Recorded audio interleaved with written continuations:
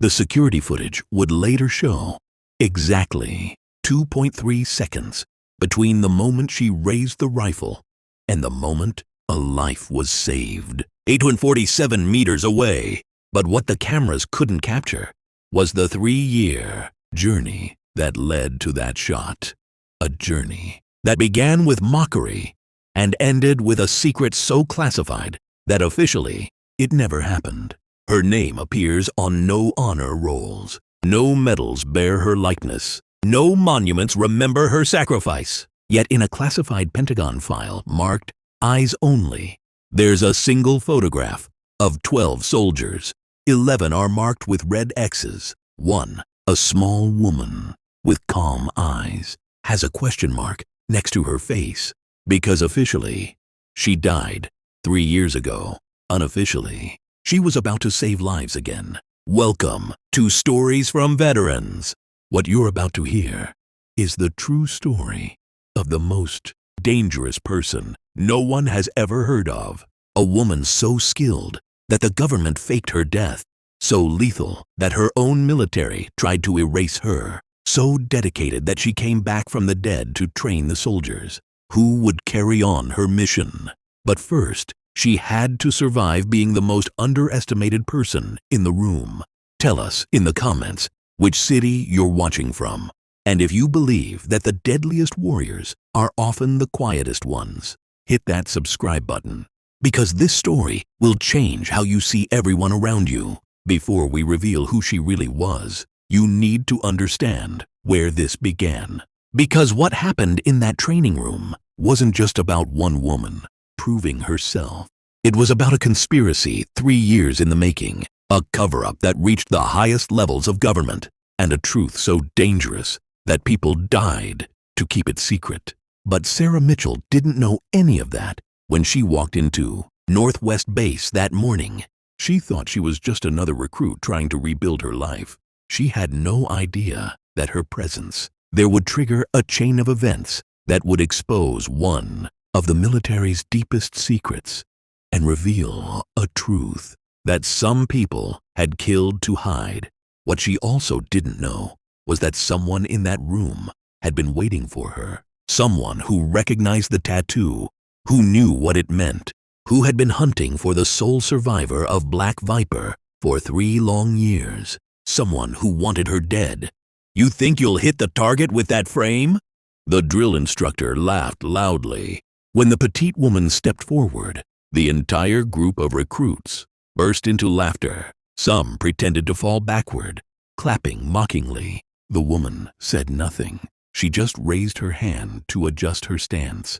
Her shirt lifted slightly, revealing a black snake tattoo coiled around a bullet, with unclear numbers on the snake's head. A colonel standing behind suddenly stopped breathing, stepped back, and whispered, "That's a Black Viper mark."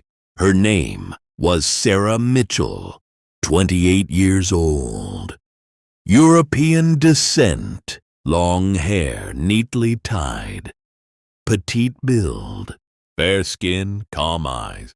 She was the newest member of the sniper training course at Northwest Base. From day one, she spoke little, always arrived early, cleaned rifles for the entire group without anyone asking. The team called her Little Miss Shot, or the Extra. In the first exercise, Sarah didn't fire. She only asked to be an observer, to better understand wind direction and reflexes. A drill instructor said bluntly, "If you're afraid to pull the trigger, why did you even sign up?" She just bowed her head and answered softly, "I've shot before, but I don't want to repeat it if I'm not ready." The others laughed loudly. Shot what? Plastic bottles at the supermarket? But something about her stillness made the laughter feel hollow. The way she handled the rifle, the precision of cleaning each component, the methodical checking of sight alignment. These weren't the movements of someone who'd only held toy guns. When observing, her eyes tracked targets with mathematical precision. She calculated wind speed by watching grass movements. She noted temperature changes affecting bullet trajectory. "Why aren't you shooting?" asked Sergeant Mills, the head instructor. "Because," she said quietly, "I need to remember why I stopped." The other recruits exchanged glances. There was something in her voice. Not fear, but something deeper. Something that made the training ground feel suddenly colder. She spent hours after training sitting alone, staring at the targets downrange. Her fingers would trace the snake tattoo, absent-mindedly, as if remembering something she wished she could forget. The recruit's mockery grew crueler. Maybe she's waiting for the targets to surrender, or maybe she thinks this is meditation class. But Sarah never responded. She just continued her routine, arriving first, leaving last, maintaining everyone's equipment with obsessive care. One evening, Sergeant Mills found her cleaning rifles in the dark. "Mitchell, what are you doing?" "Making sure they're ready," she whispered. "Ready for what?" Sarah looked up, and for a moment, her eyes held something ancient, for when someone needs them to work perfectly. During live ammunition training, they forced Sarah to go first, even though she hadn't fired a single shot yet. The instructor shouted, "One bullet only! Miss it, and you're out!" She said nothing, just gently wiped the rifle barrel with her hand. When adjusting her stance, her shirt lifted slightly. A drill instructor suddenly noticed the black tattoo. A snake wrapped around a bullet with BV-12 carved on the snake's head. That instructor was about to scold about getting tattoos to look cool, but a colonel observing from afar, Colonel Chen, suddenly approached, his eyes strange. He bent down to look closely, then stepped back half a step and whispered to the instructor, "Stop! She was in Black Viper." The instructors were horrified. One whispered, "But Black Viper was disbanded after the Red Line operation. No one survived." She survived. The training ground fell silent. Even the wind seemed to stop. Colonel Chen's face had gone pale. He'd been a young lieutenant during the Red Line campaign, the classified operation that officially never happened. He'd read the after-action reports, seen the casualty list marked KIA, body not recovered. Black Viper wasn't just any unit. They were ghosts who operated in places where regular forces couldn't go. Urban warfare specialists. Each member was worth a platoon. "How many were in your unit?" Chen asked quietly. 12, Sarah replied, her voice barely audible. "And how many came back?" She looked at him with those calm eyes. "You're looking at her." The other recruits had stopped laughing entirely. They didn't understand the significance, but they could feel the weight of it. The way Colonel Chen's hands trembled slightly, the way other instructors had unconsciously stepped back. "The BV-12 on your tattoo," Chen continued. "That's your unit number, isn't it?" "No," she said simply. "That's how many I couldn't save." The silence stretched unbearably. In the distance, a flag snapped in the wind. Sergeant Mills, trying to regain control, cleared his throat. "Mitchell, you still need to take your shot." Sarah nodded. She approached the firing line with the same measured steps she'd used for weeks. But now everyone watched differently. She positioned herself, and for the first time, her movements looked different. Not the careful, hesitant adjustments of a beginner, but the fluid, automatic motions of someone who'd done this thousands of times under pressure. "Ma'am," called out one of the recruits who'd been mocking her. What was Black Viper like? She paused, rifle halfway to her shoulder. "Quiet," she said. "We were very, very quiet." Colonel Chen ordered the training class to halt. "Who gave the order for her to shoot first?" The entire class remained silent. Chen spoke slowly. "She doesn't need training. She once saved me at Hill 9 with a shot from nearly 900 meters. I never saw her face, only knew the tattoo." Sarah stepped forward. She looked at him calmly. "I didn't save you. I just did what was necessary to get the whole team home." Chen raised his hand in a strict salute. All the recruits and instructors stood speechless. But Sarah wasn't finished. The memories were flooding back now. Memories she'd spent 3 years trying to suppress. "Hill 9 was supposed to be a simple extraction," she said, her voice carrying across the silent training ground. "Intelligence said 1 hostile sniper. We found 17. Colonel Chen's face went ashen. He remembered that day differently. Remembered being pinned down, his radio operator dead, ammunition running low. "You were trapped in that building for 6 hours, Sarah continued. 4th floor, northeast corner.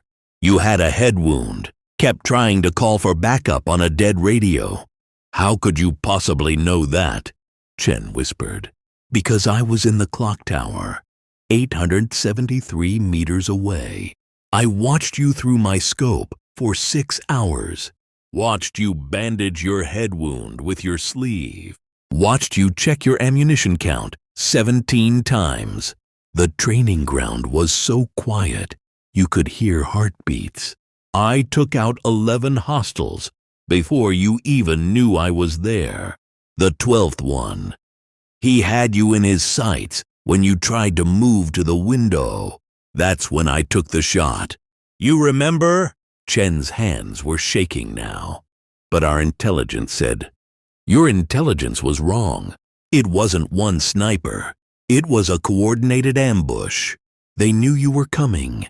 She turned to face the recruits who'd been mocking her for weeks. "You want to know what Black Viper was like? We were the unit they sent when everyone else was already dead. We were the ones who went in after the official missions failed." One of the recruits, a young man named Patterson, who'd been particularly cruel in his jokes, spoke up. "But why didn't you tell us? Why let us think?" "Because," Sarah interrupted, "the moment you start believing your own legend, you're already dead." She walked to the firing line.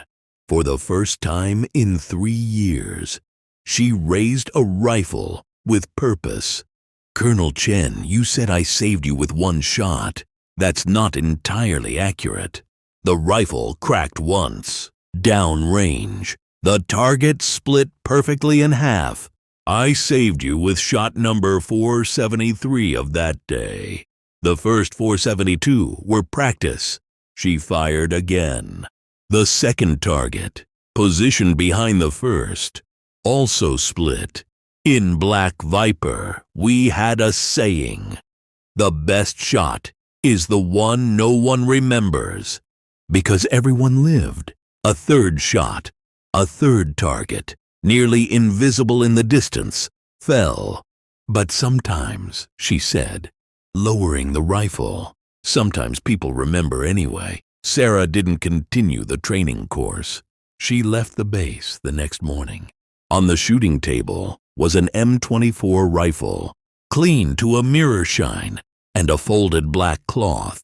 A small note read, "No further training needed. Just remember why we pick up rifles in the first place."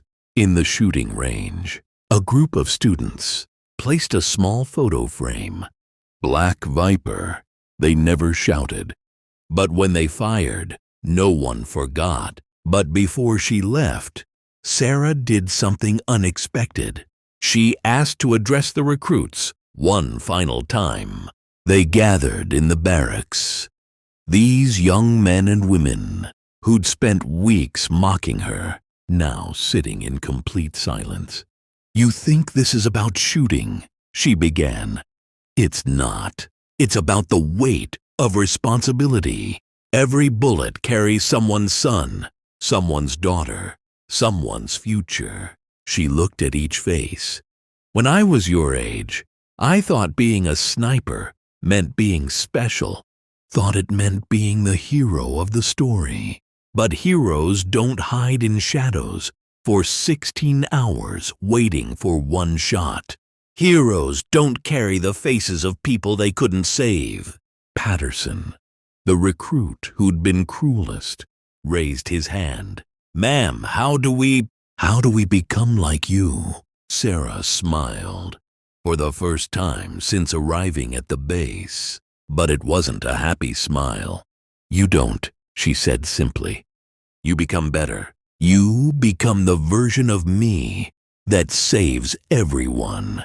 The version that comes home with all 12 teammates." She stood to leave, then paused. "And you remember that the person sitting next to you, the one you think doesn't belong here, might be the one who saves your life someday. Treat them accordingly." After she left, the recruits found that she'd left something else behind.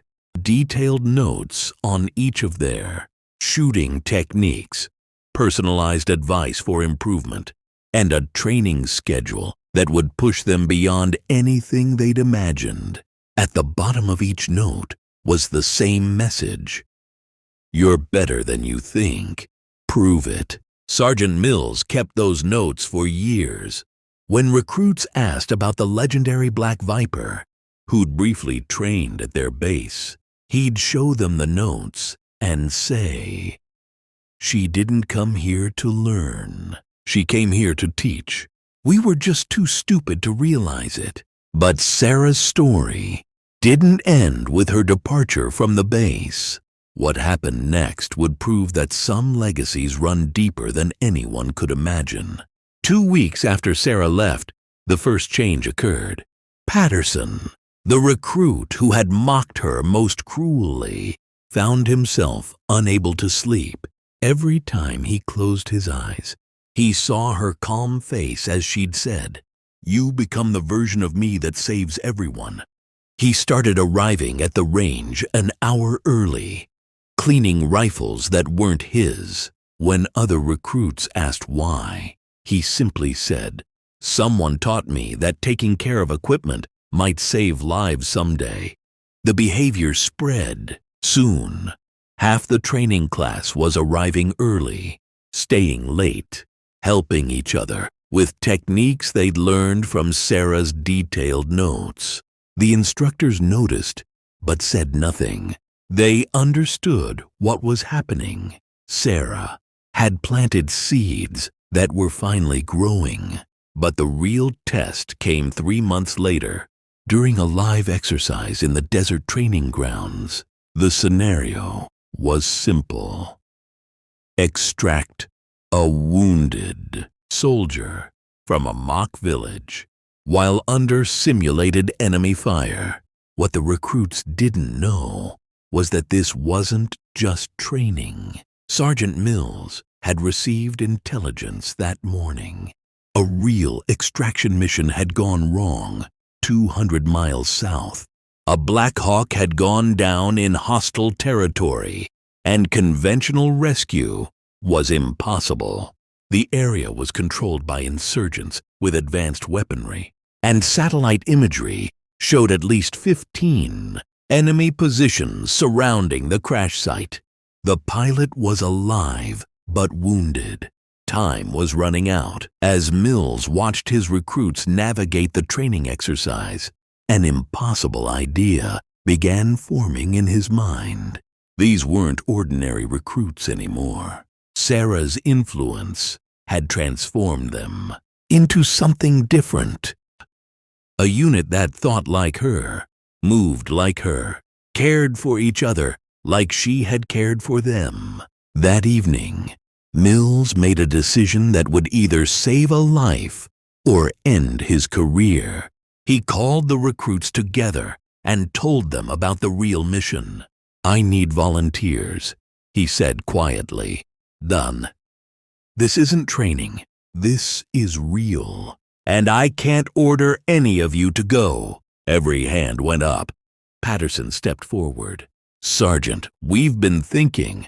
What would she do? Mills looked at these young soldiers. No longer the cocky, careless recruits who had arrived months ago, but focused, serious warriors who understood the weight of what they carried. "She'd go," Mills said simply. "She'd go because someone needed to come home." The helicopter lifted off at 0300 hours. In the cargo bay sat 12 recruits and 3 instructors, armed with the precision Sarah had taught them and the brotherhood she had shown them. Patterson carried Sarah's notes in his breast pocket. In the margins of his shooting technique analysis, she had written something he'd never noticed before. "Trust your training. Trust your team. Trust that the shot you take today might save someone tomorrow." The crashed Black Hawk lay in a valley surrounded by rocky outcroppings, perfect sniper nests. Intelligence was correct. The area was swarming with hostiles, but Sarah's training had taught them to see what others missed. "Look for what doesn't belong," Patterson whispered to his spotter, remembering her words. "The enemy hides in plain sight, but they always make one mistake." Through his scope, he saw it. A glint of metal where there should be only rock, 600 meters out, then another at 750 meters, and a third, nearly invisible, at 900 meters. The extraction team moved with Sarah's precision. Every shot was calculated, every movement deliberate. They didn't waste ammunition because she had taught them that every bullet mattered. They didn't abandon position because she had shown them that patience could save lives. When the smoke cleared 6 hours later, the pilot was safe. 12 enemy positions had been neutralized with surgical precision. Not a single member of the extraction team was wounded. The mission commander, a colonel who had been briefing Pentagon officials about the impossible rescue, stood in stunned silence as the rescue helicopter touched down with their wounded pilot. "How?" he asked Mills. "We had a good teacher," Mills replied, thinking of a woman who had never asked for recognition but had somehow trained the perfect soldiers without ever giving a formal lesson. The success of the mission attracted attention at the highest levels. Within a week, Pentagon officials were reviewing footage, interviewing participants, trying to understand how a group of recruits had accomplished what seasoned special forces units had deemed impossible. The investigation led them to Sarah's training records, her notes, her influence on the unit. But when they tried to locate her for official recognition, they discovered something that made their blood run cold. Sarah Mitchell, according to official records, had died 3 years ago in the classified operation known as Red Line. Her body was never recovered. She was listed as KIA, killed in action. But here were detailed training notes in her handwriting, video footage of her at the base, testimony from dozens of witnesses who had interacted with her daily for months. Colonel Chen was brought in for questioning. His hands shook as he reviewed the files. "That's impossible," he whispered. Sarah Mitchell died saving my unit. I saw the building collapse. There was no way anyone could have survived. Then who? Asked the investigator. I spent 3 months training at Northwest Base. Chen stared at the photographs. The same calm eyes, the same precise movements, the same black snake tattoo that had haunted his memories for 3 years. I don't know, he said finally, but I know this. Whoever she was, she saved my life twice. Once in that clock tower, and once by training those recruits. The investigation was quietly closed. No official report was filed. Some questions, they decided, were better left unanswered. 6 months later, Patterson was leading his own training unit when a new civilian contractor arrived at the base. She was assigned to equipment maintenance, cleaning rifles, organizing ammunition, preparing gear that other soldiers would use in life or death situations. She was older than Sarah had appeared, with graying hair and deeper lines around her eyes. But when she moved, when she checked a rifle's sight alignment with mathematical precision, when she cleaned each component with obsessive care, Patterson felt his heart stop. He watched her for a week before approaching. She worked in the same methodical silence, arrived before dawn, left after dark. She never spoke unless spoken to, never drew attention to herself. Finally, Patterson gathered the courage to walk over while she was cleaning a sniper rifle in the armory. Ma'am, he said quietly, I have something that belongs to you. He pulled out the training notes she had written, now worn from months of study and practice. She looked up at him with those same calm eyes. Those don't belong to me anymore, she said softly.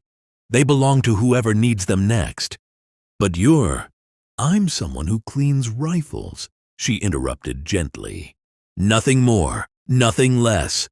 Patterson studied her face, seeing the weight she carried, the careful distance she maintained from her past. The pilot we rescued, he said finally, he has a daughter. She's 5 years old. She drew you a picture. He pulled out a child's drawing. Stick figures in military gear, unlabeled, the lady who saved Daddy. At the bottom, in crayon letters, thank you for bringing Daddy home. For the first time since he'd known her, Sarah's composure cracked. Her eyes filled with tears she refused to let fall. She doesn't know who I am, Sarah whispered. Neither do we, Patterson replied. But we know what you are, and that's enough. Years later, the full story would emerge through classified documents accidentally released during a routine declassification review. Sarah Mitchell hadn't died in the Red Line operation. She had been the sole survivor of a mission so black that even her survival had been classified. Black Viper hadn't been disbanded after Red Line. It had been buried, along with any record of its existence. The 12 soldiers who died weren't just Sarah's teammates. They were her responsibility, her family, her reason for living.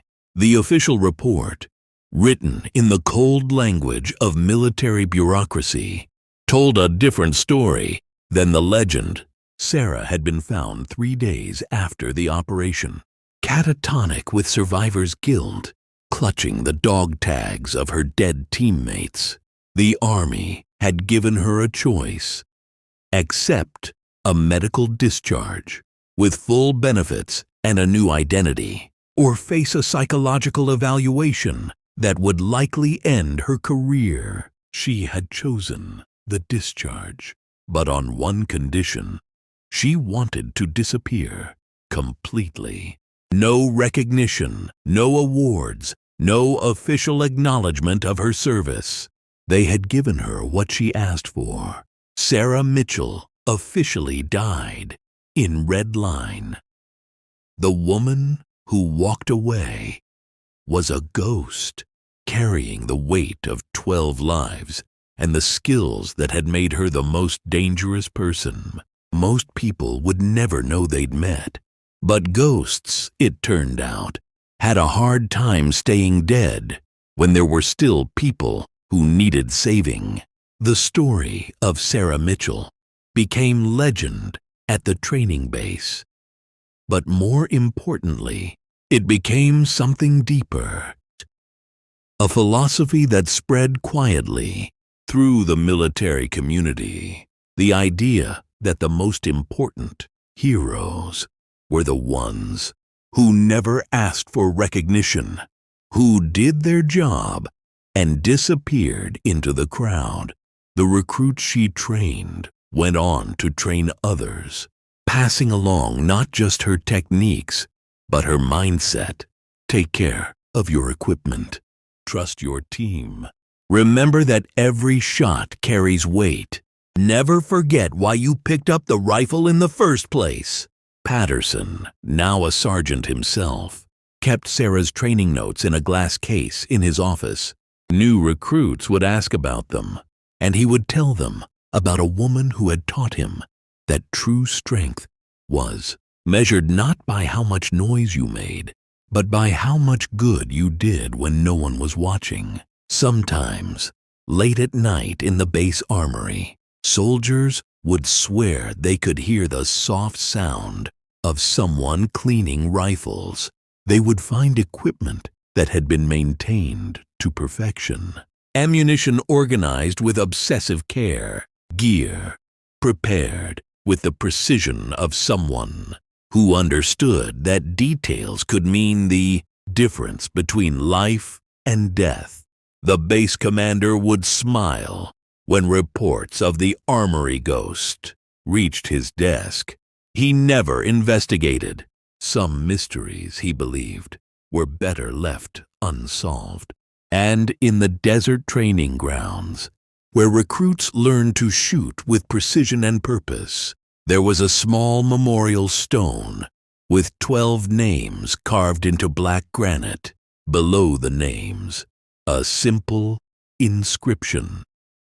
They never came home, but they never stopped watching over us. No one knew who had placed the stone there. No one asked, but every recruit who passed it understood the message. That service didn't end with death, that some bonds were stronger than official records, and that the greatest heroes were often the ones whose names were never written in history books. Sarah Mitchell had wanted to disappear. Instead, she had become something more powerful than any legend. She had become a standard, a reminder that real warriors fought not for glory or recognition, but for the simple promise that someone else would make it home safely. So I ask you, have you ever met someone like Sarah? Someone who served quietly in the shadows, who never asked for praise, who never told their story, but who changed lives anyway. Someone who cleaned the equipment others would use, who prepared the way for others' success, who carried weight they never showed. Write their name in the comments. Tell us how they lived. Say the things they never would, because they deserve to be remembered. Because in a world that celebrates the loudest voices, we must never forget the quiet strength of those who serve without recognition. If this story touched you, subscribe to The Human Stories. We're here to make sure that people like Sarah are never invisible again. Their silence was earned through sacrifice. Now, it's time we speak for them. We'll see you in the next story. And until then, remember, if you ever see someone standing quietly in the corner, someone cleaning equipment that isn't theirs, someone preparing the way for others' success, don't ask them what they've done.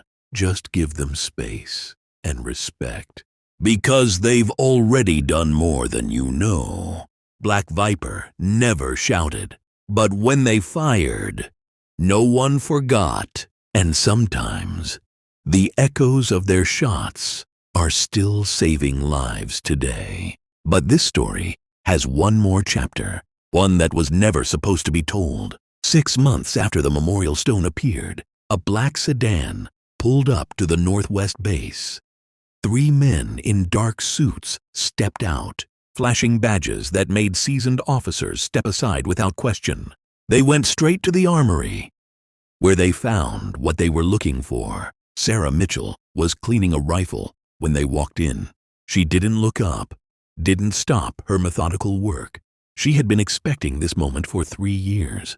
"Agent Mitchell," the lead man said quietly, or should I say, Lieutenant Colonel Sarah Mitchell, "former commander of Black Viper Unit." She set down the rifle and finally looked at them. "That person died 3 years ago." "No," he replied, opening a manila folder. "That person went underground. That person has been operating without authorization. That person just conducted an unauthorized training operation that resulted in a classified rescue mission." Sarah stood slowly, and for the first time since arriving at the base, she carried herself like the officer she had once been. "What do you want?" "We want to offer you a choice," the man said. "Come back officially, accept the Medal of Honor you were recommended for 3 years ago. Take command of a new unit. Help us rebuild what Black Viper was meant to be." Sarah was quiet for a long moment. Then she asked, "And the other choice?" "You disappear again, forever this time. New identity, new life, somewhere far from here. But you stop training soldiers. You stop influencing operations. You become truly invisible." She looked around the armory, at the rifles she had cleaned countless times, at the memorial photo on the wall, at the place where she had found purpose again after losing everything. "There's a third choice," she said finally. The men waited. "I stay here. I keep cleaning rifles. I keep preparing equipment. And if anyone has a problem with that, they can try to stop me." It wasn't a threat. It was a simple statement of fact from someone who had survived when an entire unit had died, who had trained soldiers in secret, who had influenced operations from the shadows, someone who had become more powerful as a ghost than she had ever been as an officer. The lead man studied her for a long moment. Then he closed the folder. "Agent Mitchell was never here," he said to his companions. This conversation never happened. As they turned to leave, Sarah called out quietly, "Tell me one thing. Did someone order you to find me? Or did someone order you to stop me?" The man paused at the door. "Both," he said without turning around. "Guess which side won?" After they left, Sarah returned to her rifle. But now she understood something she hadn't before. She wasn't just a ghost haunting a military base. She was a weapon that both sides wanted to control. The question was, what would she choose to aim at? What Sarah Mitchell never knew, what the classified files would never reveal, was that the Black Viper unit had been disbanded, not because of their failure, but because of their success. They had discovered something during the Red Line operation, something that certain people in power didn't want discovered. The 12 soldiers who died hadn't been killed by enemy fire. They had been eliminated to protect a secret that went to the very top of the military hierarchy. Sarah had survived not because she was lucky, but because she had been positioned too far away to see what her teammates had seen. The tattoo she carried, the BV-12 marking, wasn't just a memorial to her fallen comrades. It was evidence of a war crime that someone had spent 3 years trying to erase. And now, by training those recruits, By influencing that rescue mission, by refusing to disappear, Sarah Mitchell had become the most dangerous person in America, not because of her skills with a rifle, but because of what she represented. Proof that Black Viper had existed, had discovered the truth, and had been silenced for it. The men in black suits weren't there to recruit her or to stop her training soldiers. They were there to assess whether she had figured out the real reason her unit had died. They had decided she hadn't.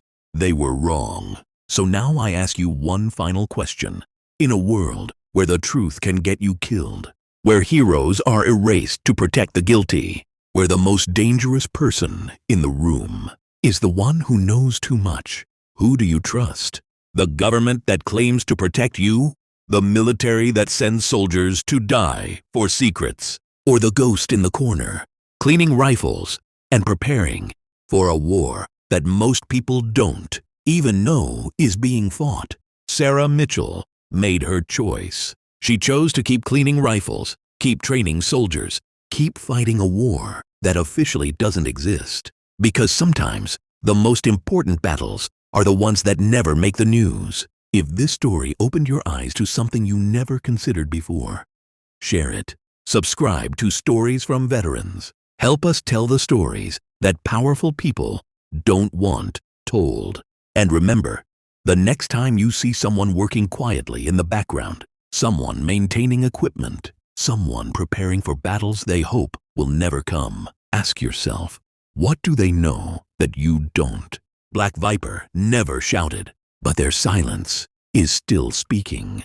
And if you listen carefully, you might hear the warning they died trying to give.